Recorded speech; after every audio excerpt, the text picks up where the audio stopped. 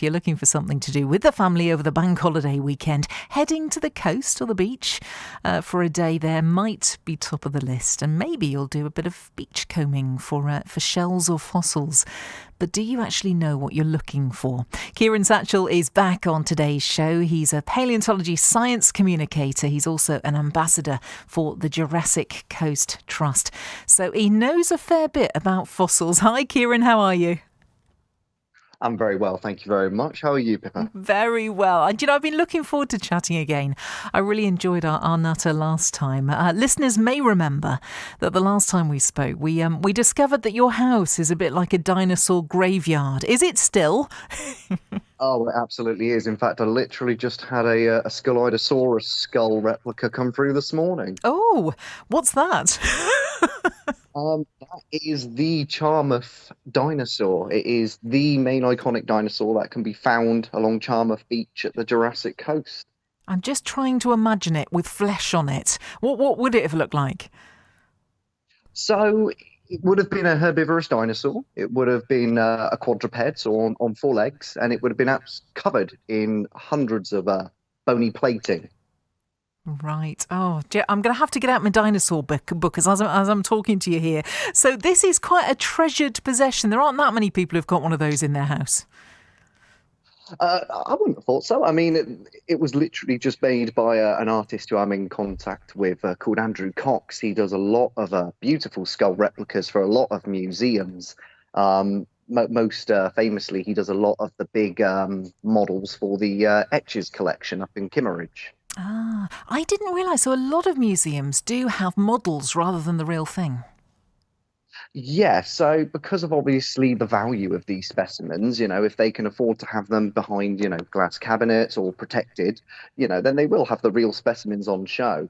But a lot of the time it's, better to have replicas on display so that, you're not at risk of damaging these sort of things. So if you actually manage to find another skull of a real dinosaur, this is fantasy world here. How much would something like that fetch you, do you think, at auction? Oh gosh, I mean, I really wouldn't be able to put a price on it because, especially if we're talking about something like a Skylidosaurus, which comes up once in a blue moon at the Jurassic Coast, you're looking into the tens of thousands. Cool. It's well worth having a look then, isn't it? But I know there's a reason that we wanted to talk about this today. Safety, of course. And we'll talk a little more about that and the kind of things that we might be looking for. But I know that you've been collecting all for many years, many things in your house. I'm trying to remember what your most prized possession was. You told us about it last time. Yeah, so that's the jaw piece of the Ichthyosaurus, which is the most iconic kind of marine reptile, which would have been living in the oceans during this period of time along the Jurassic Coast. And it was actually not long after our last conversation that I took some friends there to go fossil hunting, and we found a few more pieces of jaws from an ichthyosaur. No. Oh, it's great. This is the lovely thing. You never know when you go out what you're going to find. But I do remember you talking about the fact that along that Jurassic coast, it's mainly the marine sort of dinosaurs that you're going to be finding, yeah? Yeah, so a lot of the bones that you'd be finding there belong to marine reptiles who were more like the cousins to dinosaurs. They split from a very common ancestor, but went in a different direction. Lovely. Before we start chatting about where to look and what to look for, we've got to mention that this week's landfalls along the East Devon coast have been very much in the news, haven't they? Really important to be safe while we're fossil hunting, yeah? Yeah, no, absolutely. And I mean, if I remember correctly, this latest landfall was not far from the previous one at Seatown. And it just goes to show again that this sort of thing can just happen at any time, anywhere. So it's always important to be vigilant when fossil hunting. So before we head out, perhaps with a family to go fossil hunting, we need a checklist really, and we need to follow the advice. Is there anywhere that you can go to find out which bits of the cliff are safe and which aren't? I mean, that's a really good question actually, because I mean, the Jurassic Coast is full of areas where the cliffs are always eroding as part of natural processes.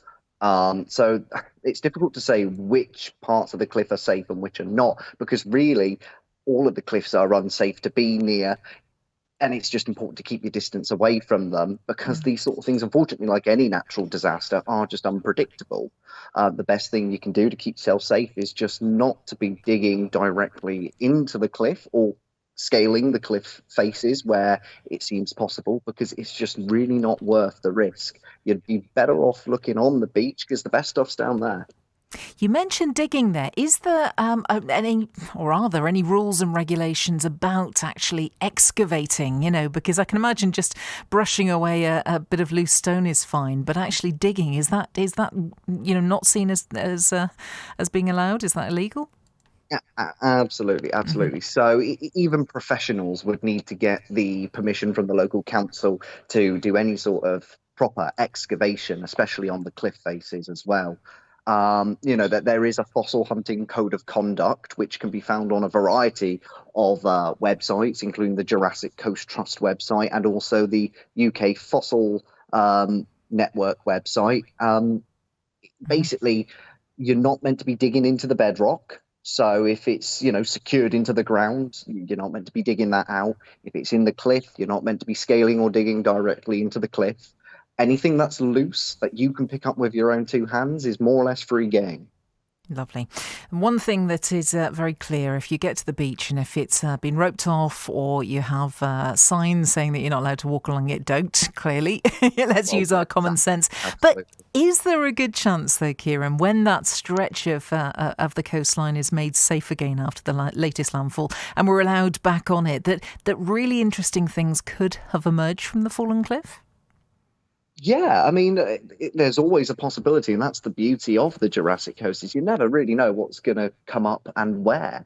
I mean, obviously, the first thing you'd want to be evaluating is the type of rocks that this landfall has come from. If it's not come from a particular type of rock which has been known to yield many fossils, then you're probably going to have a low chance of finding anything. But again, as I said, it's just you never really know. So, once that fall has come down and people are allowed to start, going down that area again, who knows what wonderful things have been revealed. Wouldn't it be amazing if a whole skeleton or something like that is revealed? Wouldn't it be wonderful? I expect the experts would be right there, wouldn't they? Roping it off Yeah. Well, yeah, I mean, there are numerous avid fossil hunters around the Jurassic Coast who have contributed absolutely beautiful specimens to the science. And I think that's the lovely thing about the community at the Jurassic Coast is even the locals who fossil hunt to try and make a living, make a bit of money, even they know that when something really important has been found, they know that it needs to be given to the science, and that's just what's been done. If you look at the Lyme Regis Museum, there are so many fantastic specimens there that have been donated by local fossil hunters who aren't even professionals or experts. They've just been doing this since they were kids. So lots of great things if there are a rockfall, or a landfall. But you're obviously ambassador for the trust. Is it concerning for the Jurassic Coast Trust that these cliff falls are happening? Because there's a fear, isn't there, that we're not going to have much of a coast if this continues? Well, I mean, ultimately, it's nothing really that should be seen as a bad thing, because at the end of the day, this is natural. This is what most coastlines along Devon do. It's part of natural geological processes. So we really shouldn't see it as something that's disappointing or sad when this happens, because this is just Mother Nature doing her thing. What does need to be obviously have an extra bit of attention paid to is making sure that appropriate safety measures are put in place for when this happens. Making sure that visitors are aware of areas that are more unstable than others, and just making sure that the appropriate, as I said, safety measures are put in place. But it definitely shouldn't be seen as a sad thing, because this is just what happens along the coastline, and it's the beauty of it. It's ever changing. Of course. We've done the official bit, Kieran. We're going to talk about the kind of fossils that we might find along the beach this weekend in just a moment. If anyone has a question about fossils, about dinosaurs, I know that you're happy to help out. Our paleontology science communicator, Kieran Satchell, is with us this afternoon. We're talking fossils, and we're talking, Kieran, aren't we, about the kind of things to look out for on the coast. And there's plenty to see, isn't there? We're so lucky here in the southwest. Even if you're not on the Jurassic Coast, there are things that you can pick up around the beaches, yeah? Yeah, so The Jurassic Coast spans from Exmouth in Devon all the way up to Old Harry Rocks up in Swanage. So, I mean, to find fossils, you do obviously need to be searching along areas of the beach where the cliffs are producing what would be called fossiliferous rocks. So, fossils can't necessarily just be found anywhere along any beach because you've got to have the right kind of rocks which are from that age. I'm with you. I just wondered whether perhaps some would have chipped off along the coast and then washed up elsewhere. Do we get many wash-up fossils? Yeah, so actually, that is again a really good point. There are cases where some fossils from different kinds of rocks down the beach do get kind of washed up, but by the natural tides. There are some layers of rock much higher up on the cliff, which actually, in some cases near Charmouth, I know that there are some layers of rock from the age where there were mammoths. And on very rare occasions, we get like mammoth teeth which get washed up on the beach on Charmouth. It has been known to happen. And, the reason why it's so rare is because the layer of rock is so high up that it takes a very kind of unique event for that kind of fossil to get down on the beach.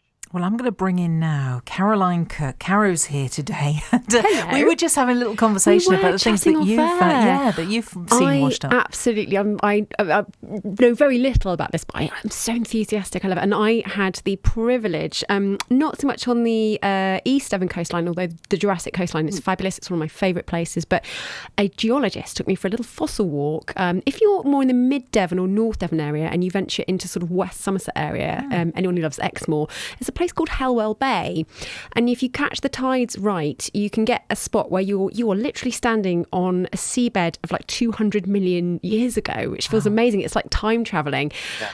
We saw a lot of loose stuff, like for example, devil's toenails, I believe they're called. Is it? Yeah. Something You've come across some of them, Kieran, yeah?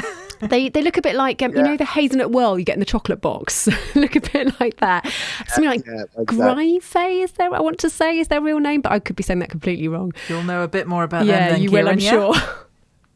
Yeah, so those are as you can probably tell just by looking at them, they're a type of mollusk, and basically those are probably one of the more common types of kind of shell fossil you would come across. Again, you can find those sort of things along the Jurassic Coast at Charmouth Beach, Lyme Regis. In fact, I've actually started noticing some in my back garden amongst the pebbles, and that's because, I was quite surprised really, but it must be that the bag of pebbles where they came from has just been all piled in there, and amongst them there are a couple of devil's toenails here and there, and the same back at my mum's place in Ivy Bridge, whatever pebbles she had used, there's devil's toenails in and amongst them. Wow, that's amazing. I heard you talking as well about, the importance of brushing things gently, not trying to dig things out of the rocks. I know that's a huge bugbear for fossil lovers when people accidentally damage the very things that they're trying to seek. And we had this. It was these beautiful kind of ammonite imprints in the rock, some the size of dinner plates, all the way up to lorry wheels. They were that kind of size. And just all you need was the brush. That you didn't need to dig that out. You could just really appreciate it, and it was incredible. Really beautiful. And absolutely. You can't really take some of those home, can you? Especially if they're embedded in the rock. Definitely not. And this is the trouble. You see them and you want to take them home because you've had this fantastic find. But this is what you were talking about earlier, Kieran. That's real damage, is it? If you took a pickaxe to it and tried to chip it out. Yeah. It's vandalization of in the Jurassic Coast instance, the World Heritage Site. There is a key fossil hunting code of conduct in place for a reason. And for example, what's called the Ammonite Graveyard, which is just down from Lyme Regis. It's literally a pavement just covered in beautiful ammonite impressions. And, you can see where people have attempted to, chisel them all out, but they are literally in the foundations of bedrock, and you can't get them out without causing serious damage. Cara was talking there about, having an expert and walking along the coast and, having things pointed out. What kind of eyes do you need to spot the things that you want to see? What tips have you got for fossil hunting then, Kieran? I love that question because there are so many avenues you can take on that. I recently actually went fossil hunting with a famous, renowned paleontologist called Dean Lomax, and we were kind of comparing opinions on whether you need to be an expert or not to know what you're looking for. And really, the best thing you can do is to get an image in your head of what it is that you want to be looking for and focus that image, because without realizing, your eyes will be more drawn to anything that looks more remotely like that. If you go to the Jurassic Coast, look for fossils without a real broad idea of the sort of things you're looking for, you are going to skim past these sort of things. But if you do prior research and plan and look at pictures of the sort of fossils you might expect to find before going, your eyes are more likely to be drawn to those sort of shapes and colours. That's the thing that worries me. If I spent too much time looking on the beach, I just wouldn't know what I'm looking for. Did you, Carrie, before? I'll be honest, yeah, because it was the whole reason I was sort of going with him was because these fossil walks on offer, and I remember people at the time were sort of talking on social media amongst themselves about, well, why should I pay to go to somewhere I can go to for free? What's the point? And I did kind of see the point, because I spent 5 minutes in his company and realised, like, there were things I would have walked straight past and just not realised.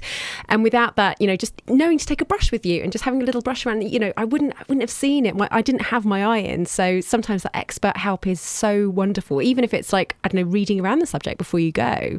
So the most common things then, Kieran, that we're going to find as we walk along the beach, the Jurassic Coast, what are the fossils that are most picked up? So I would say coming in at number one would be the belemnites, which are the most common kind of fossil that children would probably pick up and assume is some sort of dinosaur tooth. But they look exactly like little bullets. What they are is they are the hard part of prehistoric squid. They're called belemnites. They're like the casque, and they're the point at the tip of the end of the squid's body. Okay, I'm going to look that one up. This is the thing. It's very useful, isn't it? Having all these websites now that we can... So belemnite, did you say it was called? Belemnite, yeah. Okay, without a K. That's number one. Yeah. You're going to find, if you're really lucky and got a keen eye, you might find little stems of what's called crinoids. And they are like sea lilies. They would have been a prehistoric kind of animal-like plant that would have latched themselves onto, floating driftwood, pieces of rocks, and like modern sea lilies, their stems and their body pieces do fossilize. And if you look at the end of them, they have like a star-like shape. Right. Do you know, I'm beginning to get a sense that this would be a fantastic treasure hunt, wouldn't it, for youngsters? Absolutely. To come up with a list like this, I don't know, a list of 10 that they have to look for. Would that be a tall order, 10 of them? Well, I'm pretty sure the Charmouth Heritage Centre do things like that, like a fossil hunting tick list. I was going to say, that sounds like a really great summer holiday activity, doesn't it? Yeah. I was also going to ask as well, have you noticed more of a resurgence with people being fascinated by fossils, wanting to fossil hunt more, as we've really been learning about people like Mary Anning, for example, in the last couple of years, with films like Ammonite coming out with Kate Winslet and Saoirse Ronan, and people that we weren't necessarily aware of. And I think her story has really inspired maybe a new generation of young women particularly. Absolutely, 100%. And us lot in the paleontology community couldn't be happier about the fact that Mary Anning is starting to get the publicity that she really does deserve. I mean, even as a kid, we were taught about in school Mary Anning, the fossil hunting lady. But I definitely feel like it is becoming more and more common knowledge. So I definitely think there is a new generation inspired to fossil hunt, especially also by the new Jurassic Park movies coming out, Jurassic World. That also, sparks the imagination as well. Yeah. And gets people wanting to fossil hunt. Definitely. I've got a young paleontologist at home, definitely because of those. Yeah. Well, that's the thing. I mean, you give talks, don't you, to beavers and to cub groups and scouts, and they are just as interested in dinosaurs as you were as a child as well, Kieran. Yeah. Absolutely, they get a real kick out of it, and I love kind of speaking to these sort of age groups, because it just blows my mind how much stuff they actually know. So some of them are telling me things that I'm like, that's what I was going to be teaching you in this lesson. How do you know this already? If we were to spend some time on the coast this weekend, what are the kind of things that would be really impressive if we did find anything that is out there, but it's a little rarer to find? So whenever I go to the Jurassic Coast, my prize that I'm always looking for is pieces of the marine reptile bones, the things like the plesiosaurs, which are like, imagine Nessie, Loch Ness. Oh, yeah. Long neck flippers. But more commonly would be the Ichthyosaurus, which look like the dolphins. Mm-hmm. But they were obviously reptiles as well. And you can find a variety of different kind of bones from various parts of the body because they all do get fossilized. Some are rarer to come by because they're more fragile than others. The most common ones you're likely to find are the backbones of the ichthyosaurs. And they're quite distinctive in their appearance because they kind of look like blood cells. They're concave on both sides, and they're quite round. And they're very distinctive in their appearance. But a lot of people do tend to kind of overlook them because they are pebble-like in colour. Ah, right. I'll look out for that. I'm just trying to imagine Nessie swimming off the South Devon coast. Were there many of them, do you think, all those years ago? Was it a bit like having whales in the sea as we do now? There were plenty of them. Yeah, absolutely. Absolutely. So all of the ecological niches, which are kind of like parts of the ocean dominated by various kinds of animals, would have been completely replaced, with different creatures, all sorts of shapes and sizes, and they would have been just as common as your dolphins and your sharks that are nowadays. Wonderful, isn't it? Painting a real picture of it. You've been to some fantastic sites, I know, Kieran, all around the world to study fossils. We spoke, didn't we, last time about northern Montana. How does the Jurassic Coast compare with other world Jurassic sites? Well, that is a fantastic question as well, because the Jurassic Coast doesn't really compare because it is that unique. And I mean, I don't just say that because I live here and I want to talk it up. It really is a unique example of a geological area. And the reason why that is usually when you fossil hunt in localities around the world, you're usually looking in an area which is quite secluded to one particular point in time. So the time that we're looking at when dinosaurs were alive is a time called the Mesozoic. And that gets broken up into three key time zones, which is the Triassic, the Jurassic, which everybody knows about, and the Cretaceous. And usually when you fossil hunt around the world, you would be looking in just one or the other. But the beauty and the reason why the Jurassic Coast is so amazing is we have all three of those time zones, the complete storybook. So it's like, I don't know, it's all three Lord of the Rings movies. You can start in Exmouth down in Devon, and if you gradually walk all the way to the end, 95 miles, and get to Swanage at the end, you can literally view rocks from the Triassic through to the Jurassic and then into the Cretaceous. And you don't get that anywhere else in the world.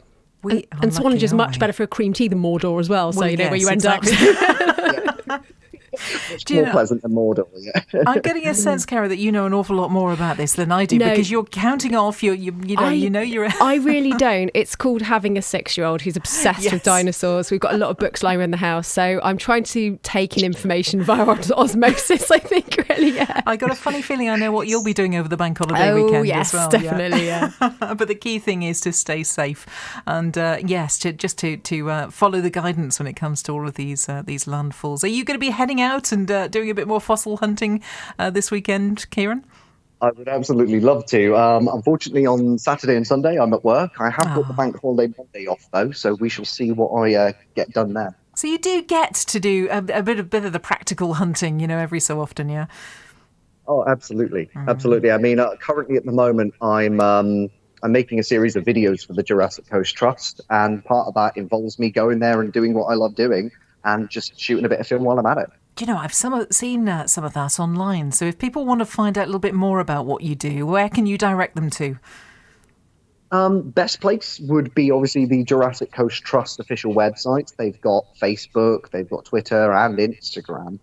But also my social media as well. I've got Facebook page, Twitter, as you now follow on as well. Great stuff. Kieran, it's lovely to speak. We'll catch up again hopefully soon in a month or so's time. Is that all right? Yeah, that would be absolutely fantastic. And thank you so much for having me again. Oh, it's a pleasure. It really is. Always so fascinating. Thanks for joining us again today. And Caro, thank you for your experiences too. Great it's fun. Nice to hear about them. Kieran there, he is a paleontology science communicator. If you want to follow him, look up Kieran Satchell and he'll be back with us again soon on the show.